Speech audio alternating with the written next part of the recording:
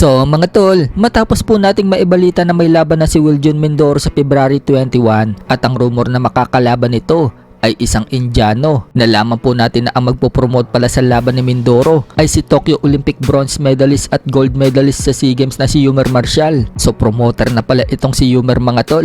Kahapon nga lang mga tol sa naganap na press conference ni Mindoro sa Zamboanga City. Inannounce nga po dyan na ilo-launch ni Ymer Marcial ang unang promotion sa February 21 kung saan lalaban si Mindoro sa kooperasyon ng mayor at ng B Steel Sports. Bukod dyan, plano din ng Team Marcial na mag-launch monthly ng amateur boxing program sa Zamboanga City. Layunin nga po dyan na makadiskubre sila ng mga batang may future sa boxing at sumunod sa yapak ni Ymer na maging Olympic medalist. So maganda pong programa yan para sa Team Marcial. Marami matutulungan si Marcial na mga kababayan niya, lalong-lalo na yung mga batang pangarap din na maging boksingero. Samantala, bago po mag-launch ang boxing promotion ni Ymer Marcial, may nangyari pong hindi pagkakaintindihan sa pagitan nila ni bare knuckle super welterweight champion Rolando D. Nagalit po kasi itong si Rolando D kay Ymer Marcial, pero sa huli naging okay naman sila. Nag-umpisa po yan noong mag-share si Ymer Marcial ng laban ni Rolando D kung saan talo ni Rolando D ang shinner ni Marcial. May nakarating daw kay Rolando D na mga sumbong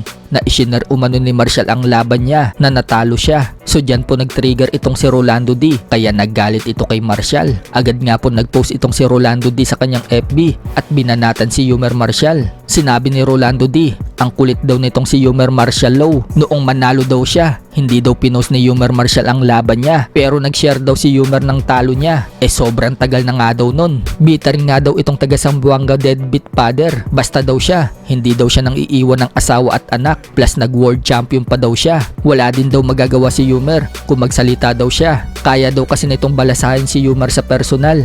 Boxer nga lang daw ito, isang double leg lang daw. Pwede na daw ito mag-wheelchair habang buhay. Dagdag pa ni Rolando D, may nag-post din daw na maglaban daw sila ni Ymer sa bare knuckle. Paano daw siya lalabanan sa bare knuckle? Nagre-reklamo daw itong si Ymer sa SEA Games na masakit daw ang kamay dahil sa hand wraps. 10-ounce gloves pa daw ang gamit ni Ymer. Asawa nga lang daw ni Ymer ang kaya niyang suntukin sa bare knuckle. So hindi nga po nagtagal yan mga tol. Nagkaayos din sila ni Ymer. Nag-usap sila at nagkaroon lang pala sila ng misunderstanding. Yan po ang pagkakasabi ni Rolando D. Wika pa ni Rolando D mga tol. Okay na daw sila ni Ymer. Ayaw daw niya makisali sa mga away. Pero kapag feeling daw niya na inaaway siya, gumaganti daw siya agad.